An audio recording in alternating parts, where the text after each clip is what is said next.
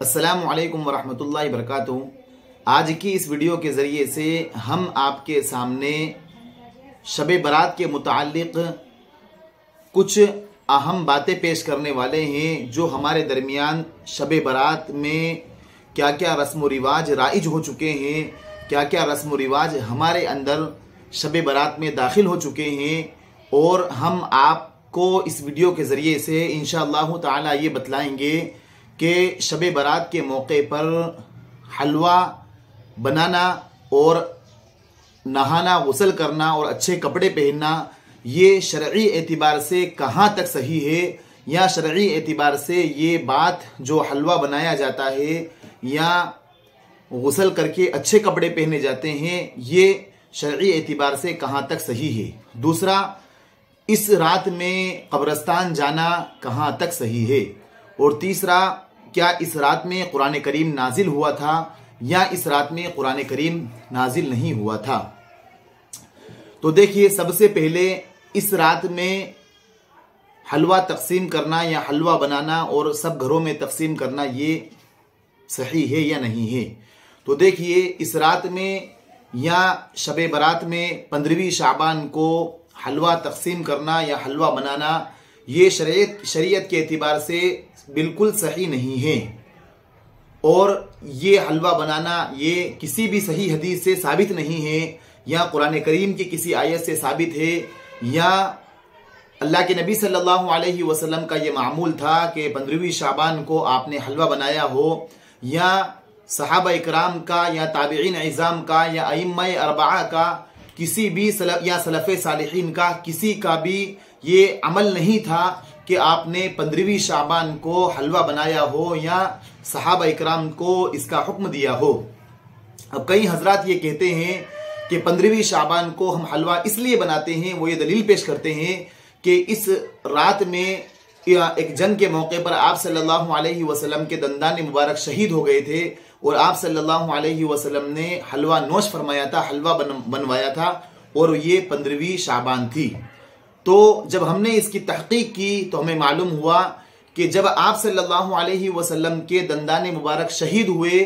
वो 15वीं शाबान नहीं थी या 15वीं शाबान की रात नहीं थी, बल्कि ये जो आप सल्लल्लाहु अलैहि वसल्लम के दंदान मुबारक शहीद हुए, आप सल्लल्लाहु अलैहि वसल्लम के दांत मुबारक शहीद हुए थे, वो वाक़िया ग़ज़वा उहद का वाक़िया है कि ग़ज़वा उहद के मौके पर आप सल्लल्लाहु अलैहि वसल्लम के दंदान मुबारक शहीद हुए थे।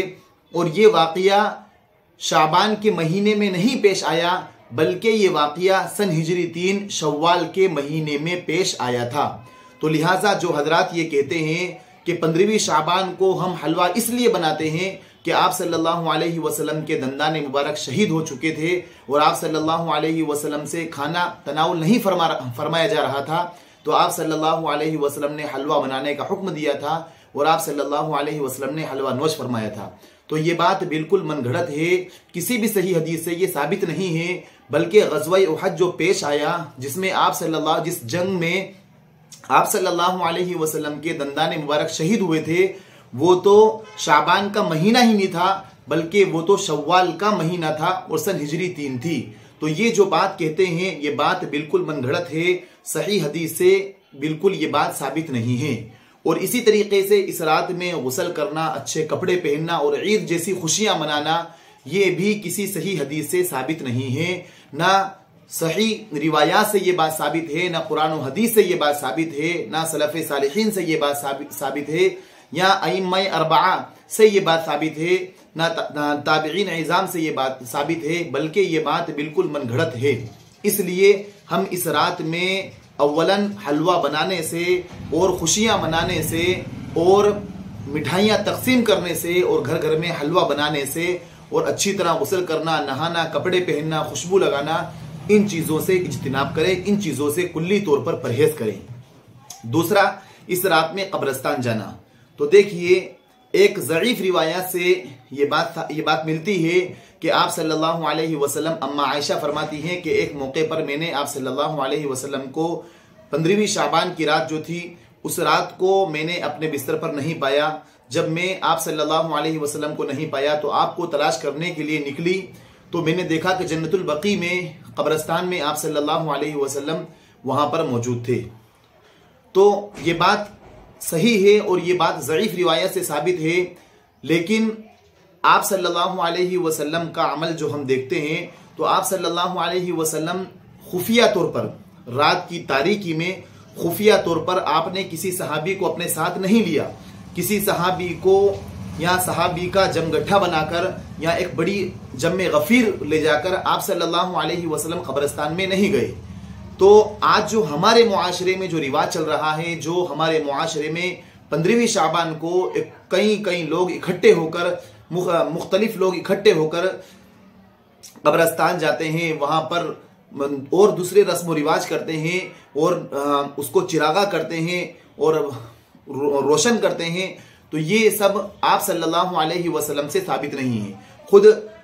हज़रत आयशा सिद्दीक़ा रज़ियल्लाहु ताला अन्हा को भी खबर नहीं थी कि आप सल्लल्लाहु अलैहि वसल्लम जन्नतुल बकी कब्रिस्तान में तशरीफ ले जा रहे हैं। तो आप सल्लल्लाहु अलैहि वसल्लम का जो ये अमल था ये एक मख्फी तौर पर था, खुफिया तौर पर था। आप सल्लल्लाहु अलैहि वसल्लम ने ना सहाबा इकराम को इस बात की खबर दी और ना किसी सहाबी से इस बात का सबूत मिलता है कि आप इस रात को कब्रिस्तान किसी अल्लाह के नबी सल्लल्लाहु अलैहि वसल्लम के अलावा किसी सहाबी को लेकर आप कब्रिस्तान गए हों। तो कब्रिस्तान जाना चाहिए, उसमें कोई हरज नहीं है, लेकिन एक मुख्तलिफ तमाम लोगों को इकट्ठा किया जाए, उसके लिए ऐलान किया जाए और कई लोग एक हंसते मुस्कुराते हुए और गाड़ियां पे गाड़ियां दौड़ाते हुए इस तरीके से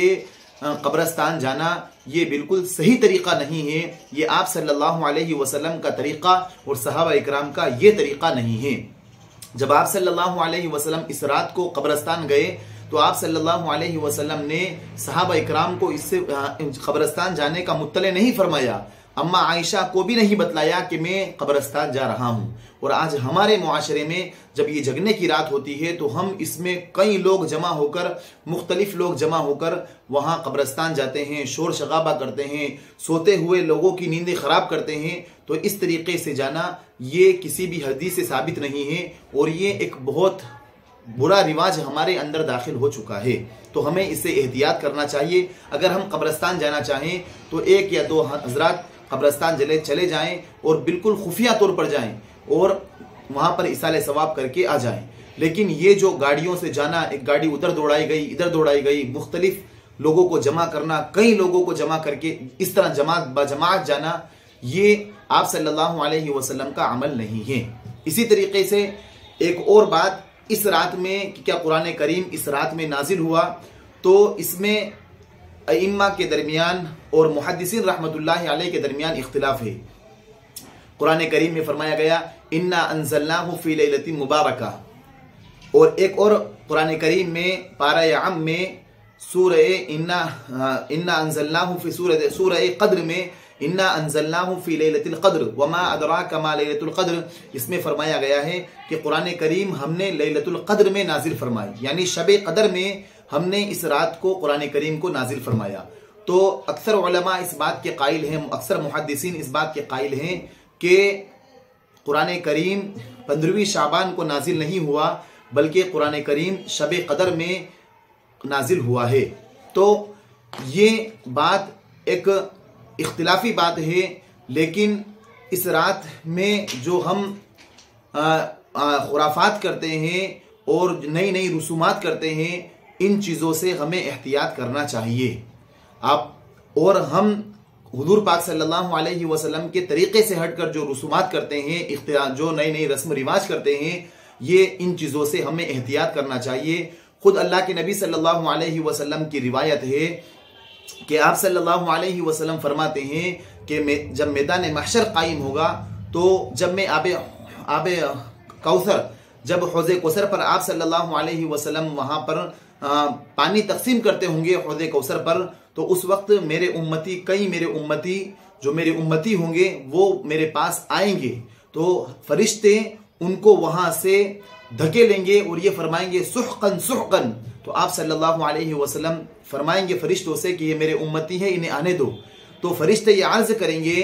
कि ए अल्लाह के नबी सल्लल्लाहु अलैहि वसल्लम, ये आपके वो उम्मती हैं कि जब आपके जाने के बाद इन्होंने दीन के अंदर नई नई बातें ईजाद कर ली थी। तो आप सल्लल्लाहु अलैहि वसल्लम भी फरिश्तों की ये बात सुनने के बाद फरमा देंगे, सुहकन सुहकन, दूर हो जाओ,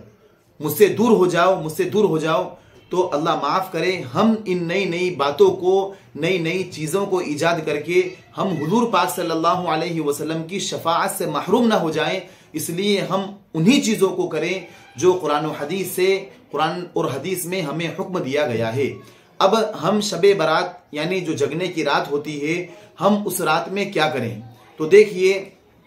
आजकल इसका भी बहुत रिवाज आम हो चुका है कि जब हम इबादत करते हैं जगने की रात में, तो हम किसी एक इमाम साहब को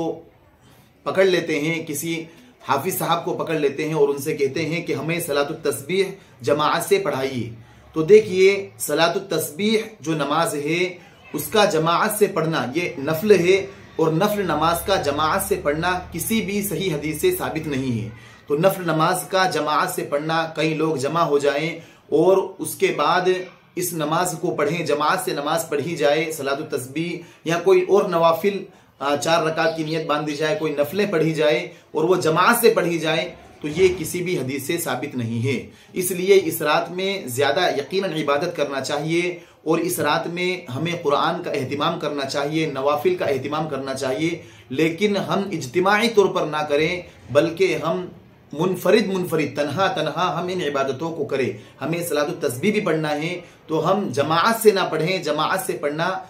जमाअत करना ये सख्त मकरूह है और मना फरमाया गया है।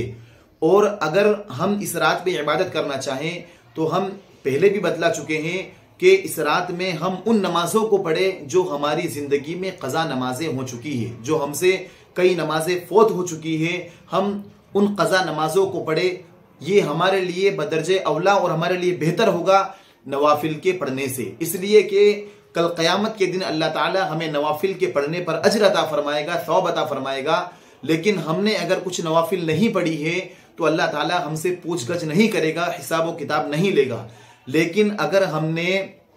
नवाफिलों, अगर हमने जो हमारी नमाजें कज़ा हो चुकी थी, अगर हमने उनको कज़ा नहीं की, उनको अदा नहीं किया, और जो हमारे नमाज ज़िंदगी में कज़ा हो चुकी थी, मसलन हमसे फजर की नमाज छूट चुकी थी, ज़ोहर की नमाज छूट चुकी थी, तो अगर हमने उनको बाद में नहीं पढ़ा तो कल और इसी हालत में हमारा इंतकाल हो गया तो अल्लाह ताला हमसे इन नमाजों के बारे में, फ़र्ज नमाज के बारे में पूछेगा। तो लिहाजा अगर हमें अल्लाह ताला जगने की तौफीक अता फरमाए तो हम अपनी क़ज़ा नमाजें जो छूटी हुई है वो अदा फरमा लें। और इसी तरीके से इस रात में एक और ये रिवाज किया जाता है और ये रस्म बहुत दाखिल हो चुकी है इस रात के अंदर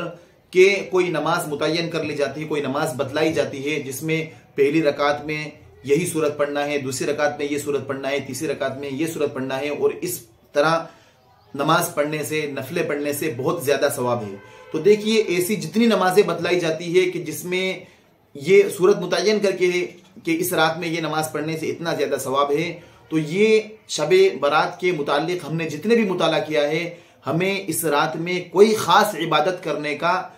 किसी हदीस में नहीं मिलता है कि इस रात में ये नमाज पढ़ना चाहिए तो उससे इतना ज्यादा सवाब मिलेगा, या इस रात में इतनी ये ज्यादा पढ़ना चाहिए तो इससे इतना सवाब मिलेगा। ये अलबत्ता ये हुक्म होता है कि, और हमारे बुजुर्गान दीन का भी ये मामूल है कि इस रात में जागने का मामूल होता है, तो हम इस रात को बेदारी में गुजारें, इस रात में इबादत करें, नमाजों का एहतिमाम करें, नवाफिलों का एहतिमाम करें, कुरान की तिलावत का एहतिमाम करें, दुरूद शरीफ का एहतिमाम करें। हम हुजूर पाक सल्लल्लाहु अलैहि वसल्लम पर दुरूद शरीफ भेजें। हम उम्मत मुहम्मदिया के लिए, मरहूमीन के लिए, उम्मत मुहम्मदिया के अच्छे हालात के लिए दुआ करें, और हमारे मुसलमानों के लिए और हमारे मुल्क में अमन अमान कायम रहे, हम उसके लिए दुआ करें। यकीनन ये सब बाइसे सवाब है, लेकिन एक दीन में नई बात का इजाद करना जो हुजूर पाक सल्लल्लाहु अलैहि वसल्लम से साबित नहीं है, जहां खुद कुरान करीम में अल्लाह ताला ने उसका हुक्म नहीं फरमाया है, या अहादीस शरीफा में, सही अहादीस में किसी अमल का हुक्म नहीं फरमाया है, तो लिहाजा हमें इन अहकाम से जो कुरान और हदीस में नहीं है हमें उनसे एहतिराज करना चाहिए। और कुरान करीम खुद फरमाता है, फस्अलू अहल ज़िक्र इन कुंतुम ला तालमून, कि आप अहले इल्म से पूछिए अगर तुम जानते नहीं हो। तो लिहाजा अव्वलन हमारा ये हुक्म बनता है, हमारा ये फरीजा है कि हम जिन चीज़ों को जाने नहीं, जो हम सोशल मीडिया पर सुने या सोशल मीडिया पर हमारे व्हाट्सएप पर, फेसबुक पर कोई चीज़ शबे बारात के मुताल्लिक कोई चीज़ गर्दिश कर रही हो, हमारे पढ़ने में आज तक नहीं आई हो, तो हम किसी अहले इल्म से उसका राब्ता करें कि ये बात कहाँ तक सही है, क्या ये बात सही अहादीस से साबित भी है या ये बात भी मौजू या मन गढ़ंत है। और ये हमने जो आपको मसाइल बतलाए हैं किताबुल नवाजिल जिल्द नंबर 1 सफ़ा नंबर 531 से लेकर 541 तक शबे बारात के मुताल्लिक ही लिखे गए हैं।